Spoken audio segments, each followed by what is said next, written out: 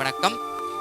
எல்லாரும் MLC marketing உடைய குடும்பத்தார் எல்லாத்தையும் வருக வருக என எம்எல்சி மார்க்கெட்டிங் சார்பாக வரவேற்கிறேன்.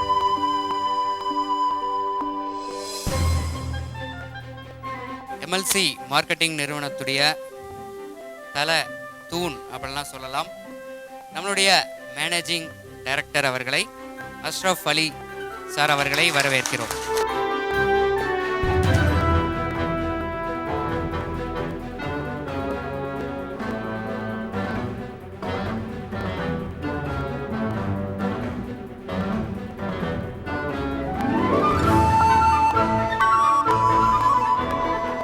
Welcome to MLC agencies from several parts of Tamil Nadu, and this is our second agency meet at Hotel Ganesh Mahal, Salem.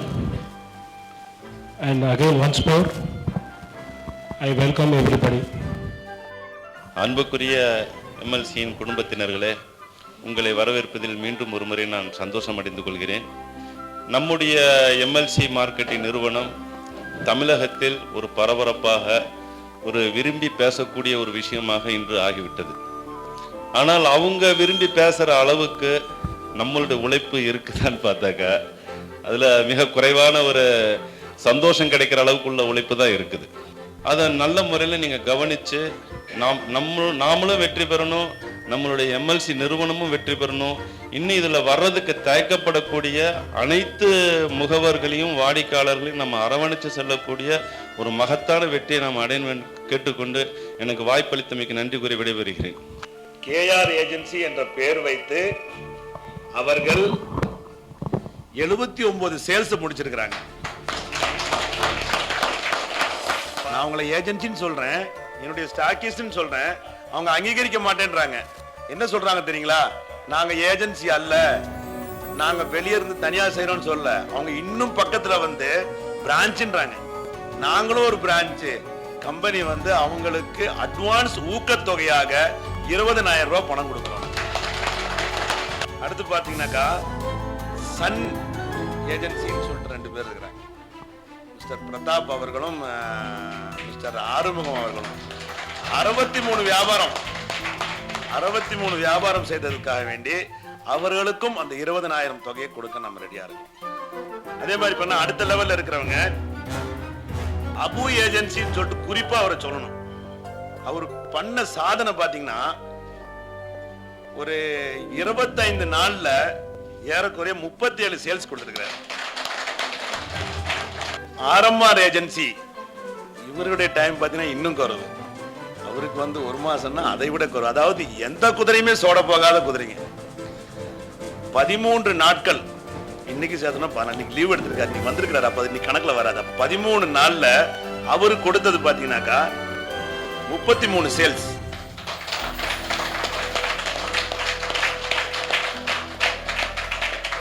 அடுத்தது Yasin agencies and BSc agencies 2 பேருமே தலா 28 கொடுத்திருக்காங்க. எஸ்ஜே மன்னிக்கணும், எஸ்ஜேஎஸ் அப்படின்ற ஒருத்தர் சரவணன், அவரை பார்த்தா இவரெல்லாம் விக்குவாரா, இவரெல்லாம் பண்ணுவாரான்னு நினைச்சேன். 29 சேல்ஸ் பண்ணிருக்கிறாருங்க. அடுத்த நிலையில் பாத்தீங்கன்னா ஆயிஷா ஏஜென்சிஸ் ஈரோடு 25 வியாபாரம் செஞ்சிருக்கிறாங்க.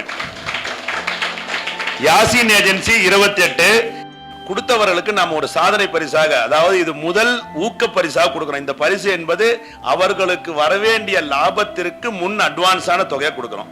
அவங்க இந்த பணத்தை வந்து அவங்களுடைய வரவுல வைத்துக் கொள்வோம். எப்போ இந்த 15 மாசத்துக்குள்ளார. இப்போ முதல் 20 சேல்ஸுக்கு 10,000 ரூபாய், இரண்டாவது 30 சேல்ஸுக்கு 10,000 ரூபாய். இது எதிர்பார்த்தீங்களா யாராவது? சார் நீங்க கொடுப்பீங்கன்னு சொல்லிட்டு, அதாவது எதற்காக இந்த ஊக்கத்தொகை கொடுக்கிறோம் அப்படின்னு கேட்டீங்கன்னா, இவங்களை அதாவது என்ன புரிந்து கொள்ளவே முடியல. ஒரு 3 மாசம் வரைக்கும் வருமானமே தரமாட்டேன்னு சொன்னேன் நானு. அப்படி இருந்து வேலை செய்யறாங்களே, அந்த வண்டிக்கு பெட்ரோல் ஊத்தினா எந்த அளவுக்கு வேகமா போவாங்க இல்லையா? இப்ப இவர்களுக்கு முதல்ல இந்த அன்பளிப்பு கொடுப்போம், சரிங்களா? ஆர்பிடி ஏஜென்சி தான் முதல்ல கொடுக்கணும். அனைவருக்கும் என்னுடைய மாலை வணக்கம். இது மேலும் மேலும் வளர்ந்து உலகத்தர வரிசையில் ஐயாவுடைய பேர் கண்டிப்பா வரணும். சிறந்த பிசினஸ் மேன்ல சீக்கிரமா கண்டிப்பா ஐயாவோட பேர் வரும்னு சொல்லிட்டு, சேலம்னாவே இதுவரை நீங்க கேள்விப்பட்டது மாம்பழம் தான். சேலத்துக்கு பேர் போனது மாம்பழம்னு சொல்லுவாங்க. ஆனால் இதுக்கப்புறம் 2013 பார்த்தீங்கன்னா எம்எல்சி தான் வரணும். ஜெயித்து காட்டுவோம், கண்டிப்பாக ஜெயித்து காட்டுவோம். அடுத்தது ஆயிஷா ஏஜென்சி ஈரோடு. அனைவருக்கும் மாலை வணக்கம். நாங்கள் வந்து இந்த சேனலில் வந்து 3 நாள் தான் பார்த்தோம் சேனலை. 4வது நாளே வந்து நாங்கள் அமௌண்ட்டோடு வந்தோம் அவர்கிட்ட. சேலத்தில் நின்று விட்டு நான் பேசின டைமு நாங்கள் 3-4 நாள் தொடர்ந்து இந்த 1.5 லட்ச ரூபா பணத்தை வச்சுக்கிட்டு இவர்கிட்ட கொடுக்கறதுக்காக முயற்சி செஞ்சோம். நாங்கள் பல பிஸ்னஸில் எம்எல்எம்லாம் செஞ்சுருக்குறோம். எல்லாமே போனோன்னா பணத்தை மட்டும்தான் வாங்குவாங்க, அதுக்கப்புறம் தான் எங்கள்கிட்ட பேசுவாங்க. 3 நாளாக பணத்தை கொடுக்குற பணமே வாங்க மாட்டேன்ட்டார் இவர். எல்லாம் யோசித்து ஒரு 20 நாள் டைம் எடுங்க, 10 நாள் டைம் எடுத்து யோசித்து அதுக்கப்புறம் வாங்கினாங்க. நாங்கள் பக்காவாக சொல்கிறோங்க, நாங்கள் கான்ஃபிடண்ட்டாக இருக்கிறோம் அப்படின்னு சொல்லி போட்டு நானும் என்னோடய ஃப்ரெண்ட் ரஜாக்னு சொல்லி போட்டு அவரும் பார்ட்னர்ஷிப்பில் வந்து 2வது நாள்லேயே புறப்பட்டு அந்த பணத்தை ரெடி பண்ணிட்டு வந்தோம். ஈரோடு அக்ரஹாரத்தில் இருக்கிறோம். ஒரு திட்டம் நல்லா இருந்துச்சு. இவரோட கேஷுவலான வார்த்தைகள், அவர் பேசின வார்த்தைகள் வந்து ரொம்ப கேஷுவலாக இருந்துச்சுங்க. எந்த விதமான ஒளிவு மறைவுலாம் பேசின பேச்சு தான் இந்த இடத்துல எங்களை வந்து நிற்க வச்சிருக்குது. ரொம்ப அவருக்கு தேங்க்ஸு. இதுக்கு முன்னால மத்தியானம் சாப்பிட்டு 2 மணிலேருந்து 5 மணி வரைக்கும் தூங்கிட்டு அழகா வந்து வியாபாரத்துக்கு வந்தேன். ஆனா தொண்டை கட்டி போச்சுங்க பேசி. ஆனா நீனும் தூங்காத நானும் தூங்க விட மாட்டேன் அப்படிங்காரு. அதாவது எவ்வளோ விஷயமும் ஏமாந்துருக்குறோம். ஆனா இதுல வந்து நம்ம பிறர 1 ரூபா கூட அவன் தொட்டு நம்ம கையில வரக்கூடாதுங்கிற நினைக்கிறாள். நம்ம தொட்டு 1 ரூபா 100 ரூபா அழிஞ்சு போனாலும் பரவாயில்ல, அவன் தொட்டு நம்ம கையில வரக்கூடாதுங்கிற ஒரே எண்ணத்துல தான் நம்ம அந்த பேஜ்ல பார்க்கும்போது நமக்கு வந்து அவனுக்கு பணம் வந்து 3500 ரூபாய்க்கு 3500 கிடைச்சாலே லாபம் தான் அவனுக்கு. அது எம்டி அழகா சொல்றாரு, உனக்கு 3500 ரூபாய்க்கு 3500 கிடைச்சாலே லாபம் தானப்பா, மீதி 70,000 தன்னால வரும். நான் அழகா சொல்லுவேன், இந்த மாதிரி 10% 10% உனக்கு, 10% நிர்வாக செலவுக்கு, இன்னும் 10% ஏஜென்சி அண்ட் ஓனருக்கு. அவரே உனக்கு 70,000 எப்படி பணம் வருதோ அதே மாதிரி தான் எங்க எம்டிக்கு வரும், எனக்கு வரும் அப்படின்னு.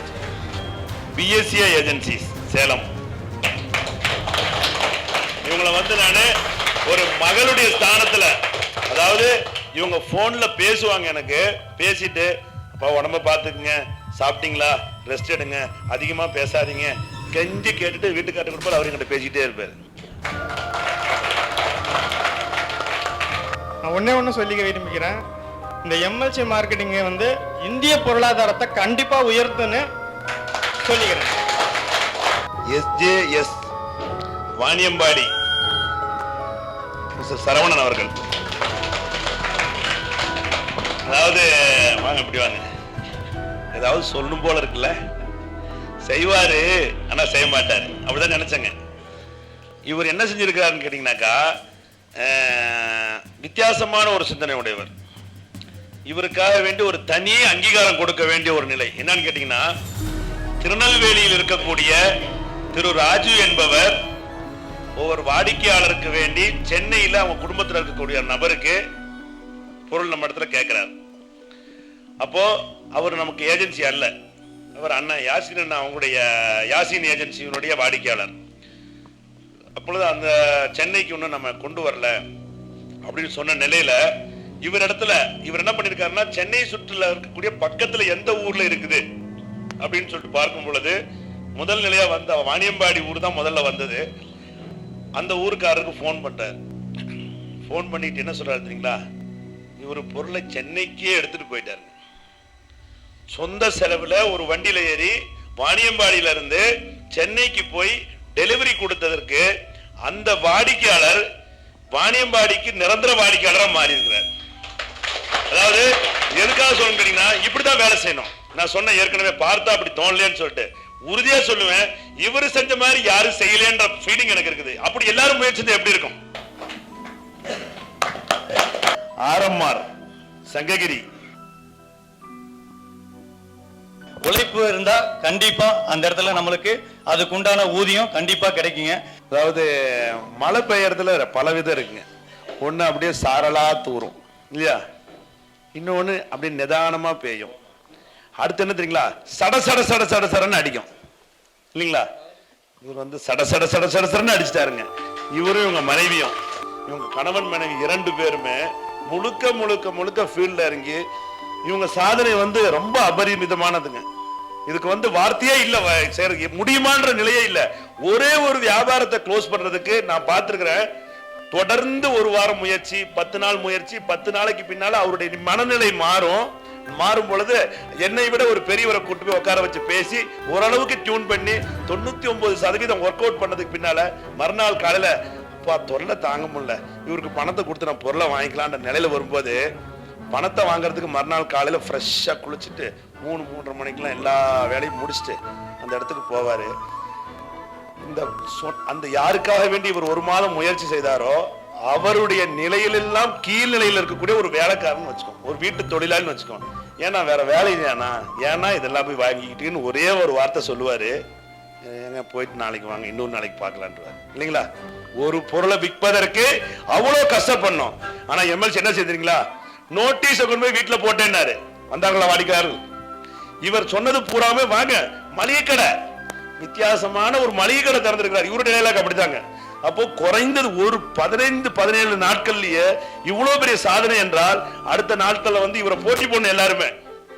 இவருக்கு நிச்சயமா சொல்றேன், இவ்வளவு வேகத்துல போகக்கூடிய என்னுடைய தாழ்மையான வேண்டுகோள், குடும்பத்தையும் கவனிங்க. லைஃப் வேணுமா ஒய்ஃப் வேணுமான்னாக்கா ஃபர்ஸ்ட் ஒய்ஃப் தான் வேணும் இல்லையா. அந்த ஒய்ஃப் வந்துட்டாக்கா லைஃப் வந்துடும். பணம்ன்றது மட்டுமல்ல லைஃப், பணம்ன்றது மட்டுமல்ல லைஃப். ஒரு நல்ல ஒரு திட்டத்தை செயல்படுத்துவதற்கு வேண்டி உங்களுடைய உழைப்பை போடுங்க. அதுக்குன்னு குடும்பத்தை விட்டுட்டு உழைப்பை போடாதீங்க. குடும்பம் தான் முதல்ல வேணும் நமக்கு, சரிங்களா. என்னது குறும்பாடுக்கு ஒரு கதை சொல்லுவாங்க, முன்னால ஒரு ஆடு போச்சுன்னா பின்னால இருக்கிற 100 ஆடும் பின்னாலே தான் போகுமா, சரிங்களா. உண்மையா இல்லைங்களா? கேள்விப்பட்டிருக்கீங்களா? அந்த குறும்பாடுக்கான இயற்கை தப்பா எடுத்துக்காதீங்க. யாரும் குறும்பாடு அல்ல, அந்த மாதிரி 10 பேர் வந்துட்டாங்களே, சரி ஓகே 11 போடு, 15 போடு, 20 போடு, 40 போடுன்னு வந்தவங்க எல்லாம் ஓகே. இவங்க முதல்ல வந்தாங்கன்னா எப்படிங்க வந்திருக்கணும்? என்ன உங்களுக்கு ஏதாவது தெரியுமா? இத்தனைக்கு இவர்கள் இது சம்பந்தப்பட்ட தொழிலே இல்ல, இப்படி ஒரு தொழில் செஞ்சதில்லை. என்ன செஞ்சாங்க தெரியுங்களா? முதல்ல ஒரு விசாரணை, மறுநாள் பணத்தோட வந்துட்டு அந்த பணத்தை நீட்டி கொடுக்கும் பொழுது கணவன் கண்கலங்கிறாரு, மனைவி பேசவே இல்லை, தாரதாரையா கண்ணுல இருந்து தண்ணி வருது. சார் எல்லா இடத்துலயும் ஏமாந்துட்டோம். அவங்க சொன்ன வாமா ஞாபகம் இருக்குங்களா? எல்லா இடத்துலயும் ஏமாந்துட்டோம், எங்களுக்கு குழந்தைங்க பெண் குழந்தைங்க இருக்கிறாங்க, ஒரு நல்ல தொழிலா இருந்தா நீங்க செய்யுங்க சார். நான் சொன்னேன், நீங்க செய்யறதுக்கு முன்னால என் வார்த்தையை நம்பி வாங்காதீங்க, உங்களுக்கு மனசுல ஒரு சக்தி உள்ள ஒரு தெய்வம் இருக்கும், அதை பரிபூர்ணமா கேளுங்க. உங்களுக்கு மனசுல ஏற்பட்டு நீங்க வாங்கலாம், இந்த இடத்துல ஏஜென்சிக்கு எடுக்கலாம்ன்ற நிலை வந்தால் நீங்க எடுக்க வாங்குமான்னு சொன்னேன். 2வது நாளே வந்துட்டாங்க. வந்த உடனே ஒரு ஏஜென்சியை போய் கடை வச்சிருக்காங்களா, எப்படி வச்சிருக்காங்க, நல்லா இருக்குதா நல்லா இல்லையான்னு செக் பண்றதுக்கு போன தப்புன்னு நினைச்சிட்டேன். என்ன செஞ்சீங்களா, போன வீட்டிலே வைக்கலான்னாங்க. அந்த வீடு எனக்கு கொஞ்சம் உள்ளார போற மாதிரி இருக்குதுங்களேன்னு ஒரு கருத்து சொன்னேன். நானே என் சகோதரன் தான் போனாங்க, கருத்து சொன்னேன். மறுநாள் காலையில ஒரு கடையை பிடிச்சாங்க, ஃபுல்லா இன்டீரியர் ஒரு 75,000 ரூபாய் செலவு பண்ணாங்க. எல்லா வேலையும் முடிச்சுட்டு இவங்க என்ன சொல்றாங்க, நாங்க ஏஜென்சி இல்லைன்றாங்க. என்ன சொல்றாங்க, நாங்க ஏஜென்சி இல்லைன்றாங்க, ஆனா பிரான்ச்னு சொல்றாங்க. அப்போ அந்த அளவுக்கு அவங்க கான்பிடென்ட்டா இருக்கிறாங்க. இது நம்மளுடைய குடும்ப நிகழ்ச்சி, நம்ம எல்லாரும் சேர்ந்து ஒர்க் பண்ணோம்னா தான் இது இன்னும் மேலும் மேலும் நல்ல முறையில வெற்றி அடையும். அதுக்கு ஆண்டவனை வேண்டும். அதாவது ஒரு பழமொழி சொல்லுவாங்க, கல்யாண வீடா இருந்தா மாப்பிள்ளையா இருக்கணும், சாவு வீடா இருந்தா பணமா இருக்கணுமா இல்லையா. இவங்க கல்யாண வீடு தான் பாக்குறாங்க, சாவு வீட்டை பார்க்கவே மாட்டாங்க. எங்க போனாலும் இவங்க தான் ஹீரோ. 10 பேரை ஒன்னா உட்கார வச்சு ஒரு பிசினஸ் க்ளோஸ் பண்றதுக்காக வேண்டி பேசி இருந்தோம்னு வைங்களேன், அதுல 90 சேல்ஸ் உட்காந்துன்னு வைங்க, அந்த 90 சேல்ஸ் 82 சேல்ஸ் இவங்களுக்கு தான். நாளை என்று சொல்லுக்கு இல்லை என்று பொருள், கேள்விப்பட்டீங்களா? நாளை என்ற சொல்லுக்கு இல்லை என்று பொருளாம். இன்னைக்கே இப்பவே இந்த நிமிஷமே முடிக்கணும்ன்ற நிலையில அவங்க தான் செய்யறாங்க அவங்க. அப்போ அப்படி ஒரு நிலைப்பாட்டை ஏற்படுத்திய நமது ஜோனல் மேனேஜர், ZM சொல்லுவாங்க அவங்க, ஜோனல் மேனேஜர். யாருக்கெல்லாம் தொகை வந்துச்சோ அந்த தொகை வந்ததுக்கு 100% காரணமே இவங்க 2 பேரும் தான். இவங்க 2 பேரும் தான் காரணம், நான் காரணமே இல்லை. மிஸ்டர் ஃபாரூக் பாஷா அவர்கள், அவர் நம்ம கம்பெனியுடைய அக்கவுண்ட் மேனேஜர்.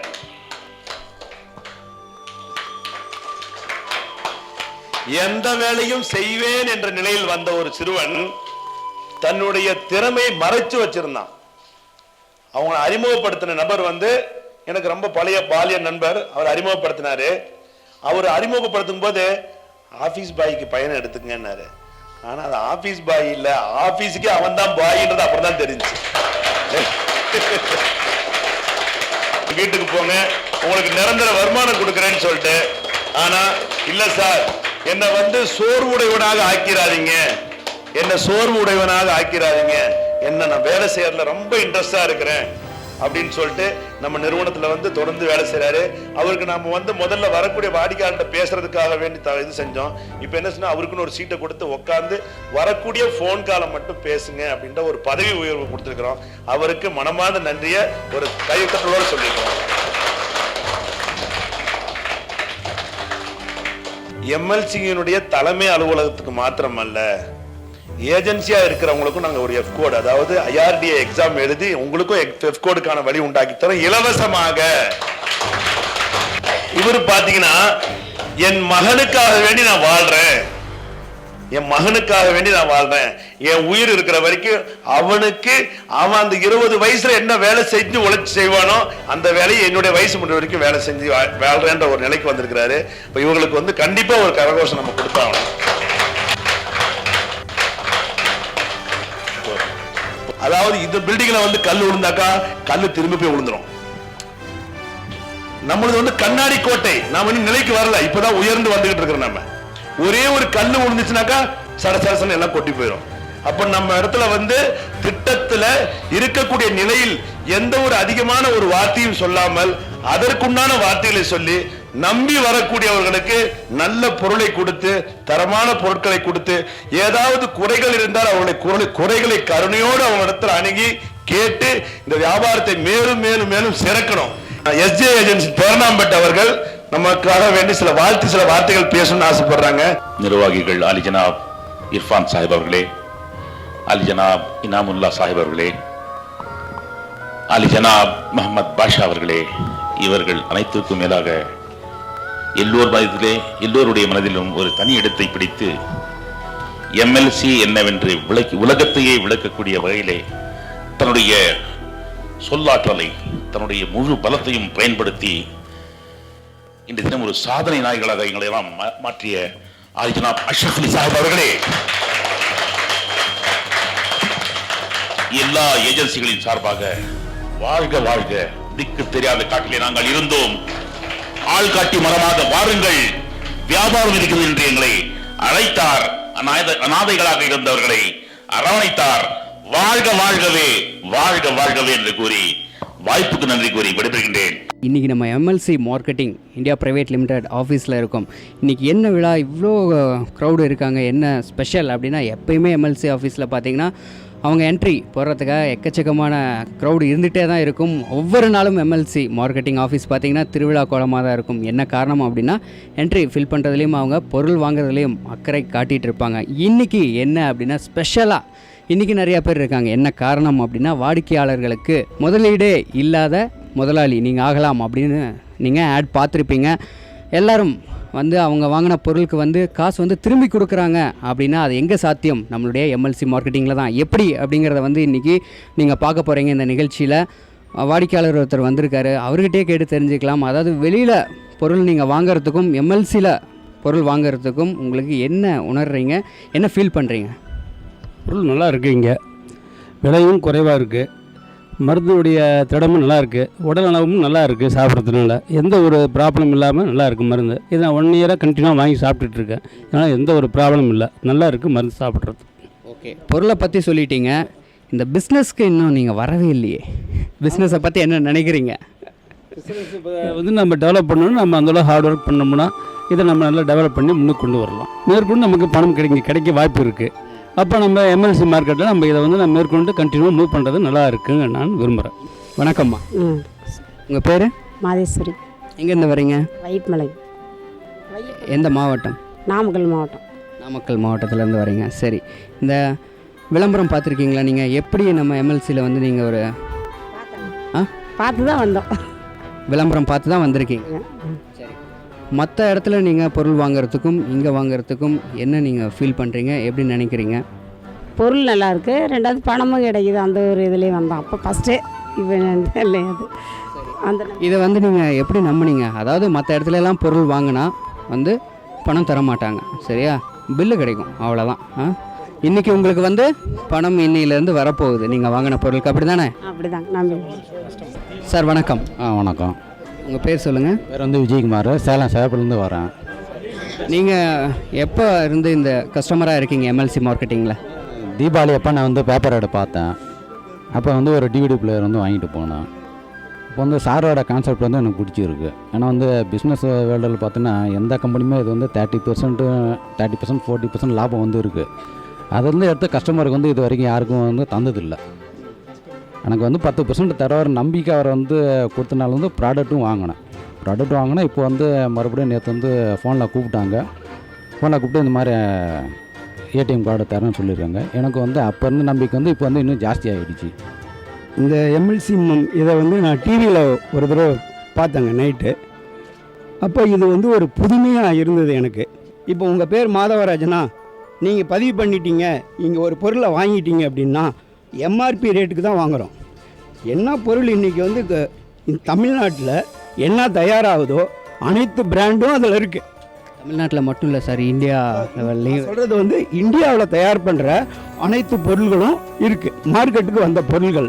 இது வந்து மறைச்சோ வேறு ஏதோ லேபிள் போட்டோ வியாபாரம் பண்ணலை. உண்மையான பொருளை கொடுக்குறாரு. நாம் அது காசு கொடுத்து வாங்கி வீட்டுக்கு எடுத்துகிட்டு போயிடுறோம். அதுக்கப்புறம் அவர் என்ன சொல்கிறாரு அப்படின்னா, நீங்கள் வாங்கின பொருள் இப்போ ஒரு 2500 ஒரு 3500 வாங்கினா அதில் உங்களுக்கு 20%, அதாவது 20 பங்கா உங்களுக்கு பணம் திருப்பி தரேன் அப்படின்னு சொன்னார். ஆனால் இன்றைக்கி அது மாதிரி தான் நடந்திருக்குது. இது வேறு எந்த இதுலேயும் கொடுக்காத ஒரு திட்டத்தை இவங்க செஞ்சுருக்காரு. அதை ரொம்ப பாராட்டுறேங்க. அவருக்கு என்னுடைய வணக்கத்தை தெரிவிச்சுக்கிறேன். வணக்கம் சார். வணக்கம் சார். கரூர்லேருந்து வரேன் சார். கரூர்லேருந்து வரீங்க. உங்கள் பேர்? இளவரசன். ஒரு வாரம் நிகழ்ச்சியை கண்ட பிறகு தான் சரி நேராக போய் கம்பெனியை பார்த்து இது உண்மையாக பொய்யான்னு தெரிஞ்சுக்க நிலைமையில் தான் வந்து பிடிச்சிருந்தது. வாங்கிட்டு போனேன். குக்கர் ஃபேன் வாங்கிட்டு போனேன். பிறகு அதே எனக்கு நல்லா இருந்தது. இன்னும் பார்க்க திருப்பி வந்து மேலும் மளிகை பொருள் வாங்கி கொண்டு போயிருக்கேன். மேலும் இதை வாங்குவேன்னு நம்பிக்கை இருக்குது. நல்லா வளருவேன்னு நம்பிக்கை எனக்கு. சார் என் பேர் பாலசுப்ரமணியன், சங்கரமல்லேருந்து வரேன், நெல்லை மாவட்டம். இதை டிவியில் பார்த்தேன். இந்த ப்ரோக்ராம் டிவியில் பார்த்ததுக்கப்புறம் எனக்கு பிடிச்சிருந்துச்சு. இவங்க செய்கிற திட்டமும் நல்லா இருக்குது. அதனால் எல்லா மக்களும் பயனடையணும் அப்படிங்கிறதுக்காக வேண்டி ஃபோன் பண்ணி கேட்டேன். வர சொன்னாங்க. நேர்லேருந்து வந்தேன். நேரில் வந்து பார்த்து கேட்டேன். இன்றைக்கி 50,000 ரூபா கட்டி இந்த ஏஜென்ட்டை நான் எடுத்திருக்கேன். இல்லை, இவர் டிவியில் பேசுகிறது ஒரு வாரம் பார்த்தேங்க. அதுக்கப்புறம் சரி இந்த ஆஃபீஸுக்கு வந்தேன். அது இல்லாமல் வெளியிலலாம் சொன்னாங்க இதெல்லாம் ஏமாத்துறாங்கன்னு சொன்னாங்க. சரி நம்பி வந்ததில் ஒரு ஹாட் பாக்ஸ் வாங்கிட்டு அவர் சொன்னார் 3 மாதம் கழிச்சிட்டு உங்களுக்கு ஃபோன் பண்ணுவேன் சார்னு. நான் வாங்கிட்டு பேசாது போயிட்டேன். காலையில் சாரே ஃபோன் பண்ணார். என்னங்க சார்னு கேட்டேன். நீங்கள் ஆஃபீஸுக்கு 2 மணிக்கு வாங்க, நீங்கள் 3 மாதத்துக்கு முன்னாடி பொருள் வாங்கினீங்களே ஞாபகம் இருக்குதான்னு கேட்டார். வாங்கினங்க கொடுத்த காசுக்கு பொருளை கொடுத்துட்டீங்க, உங்களுக்கு எனக்கு என்னங்க சம்மந்தம் இருக்குது, நான் பாட்டுக்கு போயிட்டேங்க அப்படின்னு. இல்லை நீங்கள் இன்றைக்கி ஆஃபீஸுக்கு வாங்கன்னு சொன்னாங்க. வந்திருக்கிறேன். வந்த வாட்டி இங்கே இருக்கிற கஸ்டமர்ஸ் எல்லாம் பார்த்தேன். நானும் ஒரு ஏஜென்ட்டை எடுத்துட்டேன். இன்றைக்கி ஸ்கூல் ஃபீஸுங்க. எங்கள் பையனை வந்து வித்யா மந்திரில் சேர்த்துறதுக்காக போனோம். 12,210 ரூபா கொடுத்து ஃபீஸ் கட்டியிருக்கோம். இவர்கிட்ட நாங்கள் கன்சல்ட் பண்ணும் பொழுது அந்த ஃபீஸ் ஒரிஜினல் அட்டையும் ஜெராக்ஸ் காப்பியும் எடுத்துகிட்டு வாங்க, நீங்கள் வந்து இங்கே கொடுத்தீங்கன்னா 8,000 ரூபா ஸ்கீமில் அதில் போட்டு 1/20 வரைக்கும் 15 மாதத்துக்குள்ளே உங்களுக்கு 1,20,000 இன்கம் வர்ற மாதிரி நான் பண்ணித்தரேன் அப்படின்னு சொன்னார். ஹாய், உங்கள் பேர்? நிவேதா. என்ன படிக்கிறீங்க? 6th படிக்கிறீங்க. சரி சார், நீங்கள் சொல்லுங்கள், என்ன பொருள் வாங்கினீங்க ஃபஸ்ட்டு எம்எல்சியில்? நாங்கள் வந்து சப்பாத்தி மேக்கர் வாங்கினேங்க. அப்புறம் இப்போ 3 மாதம் ஆகுதுங்க. இப்போ வந்து பணம் தரேன்னு கூப்பிட்டுருந்தாங்க. அப்புறம் அதனால் நாங்கள் வந்து வந்தேங்க. ஆடு பார்த்தேன். ஏற்கனவே நான் ஜாயின் பண்ணி ஒரு 2-3 மாதம் ஆகுது. நான் ஜாயின் பண்ணி நோனி மற்ற மேக்னெட்டிக் பேடெல்லாம் வாங்கினேன். வாங்கி யூஸ் பண்ணணும். இப்போ அதுக்கப்புறம் பரவாயில்ல, நல்லாயிருக்கு. இன்றைக்கி எதுக்காக வந்திருக்கீங்க? நான் வாங்கி யூஸ் பண்ண பேடுக்காக எனக்கு வந்து அதுக்கப்புறம் இன்சென்டிவாக வந்து ஒரு பே அவுட் கிடைக்குது. நல்ல நானே எதிர்பார்க்கல, அந்தளவுக்கு ஜாஸ்தியாக நான் வாங்கின 1/3 வந்து எனக்கு இப்போ உடனே கிடைக்கிது, அமௌண்ட் கிடைக்கிது. இன்சூரன்ஸ் கவரேஜ் உண்டு. அது இல்லாமல் 1/3 வந்து இன்றைக்கி எனக்கு கவரேஜ் வந்து கிடச்சிருக்கு, அமௌண்ட் கிடச்சிருக்கு. வெள்ளூர் மாவட்டம் ராணிப்பேட்டையிலேருந்து வரேன் சார். என்னுடைய நேம் வந்து அருள் சங்கர். நான் ஒரு 3 மாதமாக டிவி பார்த்துக்கிறேன். நான் எஸ்டிவி பார்த்தீங்கன்னா டெய்லி 10 to 11 3 மாதமாக டிவி பார்த்து எம்டி பேசுறது பார்த்து நேரடி ஆஃபீஸ் வந்து இப்போ வந்து எம்எல்சியில் வந்து ஏஜென்சியை ஜாயின் பண்ணியிருக்கோம். ஓகே, நீங்கள் ஃபஸ்ட்டு கஸ்டமராக என்ட்ரு ஆனீங்களா இல்லைன்னா டைரெக்டாக ஏஜென்சி எடுத்திருக்கீங்களா? டைரெக்டாக பார்த்தீங்கன்னா நாங்கள் கஸ்டமராக ஸ்ட்ரைட்டாக வந்து தீபாவளியில் ஆஃபர் போட்டிருந்தாங்க 3500 ப்ளஸ் ஒரு 2000 கோல்டு ஆஃபர்னு சொல்லிட்டு அந்த ஆஃபர்லேயே நான் வந்து ஜாயின் பண்ணேன். கஸ்டமராக ஜாயின் பண்ணி அதுக்கப்புறம் ஏஜென்சியை ஜாயின் பண்ணேன். நான் ஒரே ஒரு நாள் தான் ப்ரோக்ராம் பார்த்தேன். அந்த ப்ரோக்ராம் பார்த்து நான் ஒரு பிஎஸ்சி மேத்ஸ் பட்டதாரி. அந்த கால்குலேஷன்லாம் போட்டு பார்த்தேன். நான் பார்த்து மனசுக்கு வந்து மறுநாளே வந்து ஏஜென்சி எடுத்துகிட்டு வந்துட்டேன். ஓகே, நீங்கள் வந்து ஒரு மேக்ஸ் பட்டதாரி அப்படிங்கிறதுனால எல்லாமே கணக்கு போட்டு தான் செய்வீங்க இல்லை? அந்த வகையில் எம்எல்சி பற்றி என்ன நினைக்கிறீங்க? என்ன கணக்கு போட்டு வச்சுருக்கீங்க? எம்எல்சி சிம்பிள் பிஸ்னஸ் இருக்குது. வர்ற லாபத்தை 3ஆக பிரித்து கொடுக்க போகிறாரு. அதாவது செய்கிறது வியாபாரம், எல்லா வியாபாரிகளுக்கும் அது தெரியும். ஆனால் எல்லா வியாபாரியும் யாருக்கும் கொடுக்க மாட்டாங்க. இந்த கம்பெனி என்ன பண்ணுறது, 3ஆக பிரித்து வாங்குகிற பொருளுக்கு திருப்பி பணத்தை திருப்பி கொடுக்க போகுது. அவ்வளோதான். சரி, இதை நல்ல கணக்கு போட்டு பார்த்துட்டீங்க. சென்டம் எடுக்கலாமா இந்த கணக்கில்? சென்டம் எடுக்கலாம். இல்லை, ஒரு பேங்க்கில் கிரெடிட் கார்டு டிபார்ட்மெண்ட்டில் இருந்தவர், நமக்கு அந்த ஏடிஎம் கார்டு தரோம் இல்லைங்களா, அந்த கார்டுடைய ஒர்க் பண்ண மேக்ஸிமம் சார் தான் பண்ணி கொடுத்தாரு நமக்கு. இந்த மாதிரிலாம் திட்டத்தை பண்ணுங்கன்னு சொல்லிட்டு. ஆனால் இந்த திட்டத்தை சொன்ன உடனே அவருமே ஒரு ஐடி போட்டார் நம்ம கம்பெனியில். அவரும் ஒரு ஐடி போட்டார். இன்றைக்கி அவரும் அந்த பணத்தை வாங்குறாரு. இப்போ அவர் எங்கே தெரியுங்களா இருக்கார்? நம்ம கம்பெனியுடைய ஹெச்ஆராக இருக்கிறார். நேற்று பார்த்தீங்கன்னா இங்கே நம்ம ஆஃபீஸில்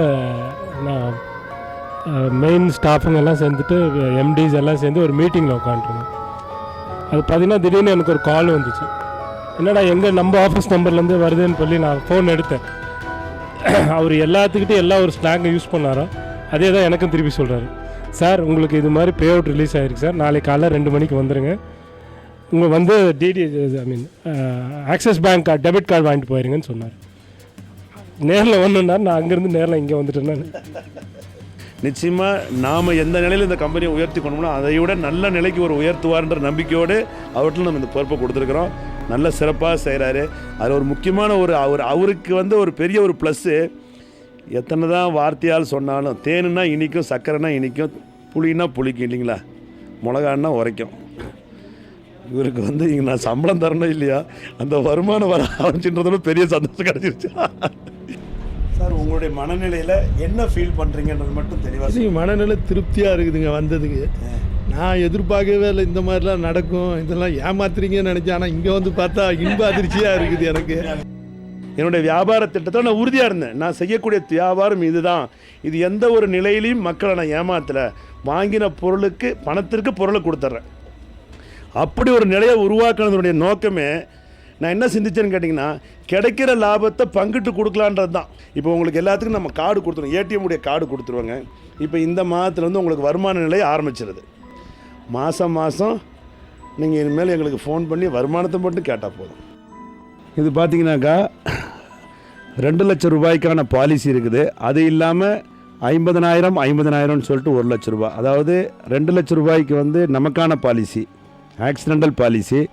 50,000 ரூபா இந்த கார்டு மூலமாக உங்களுக்கு ஏதாவது ஒரு பொருளை வாங்குறீங்க, உதாரணத்திற்கு ஒரு டிவி வாங்குறீங்க அல்லது ஒரு 2 பவுனில் ஒரு நகை வாங்குறீங்கன்னு வைங்களேன்.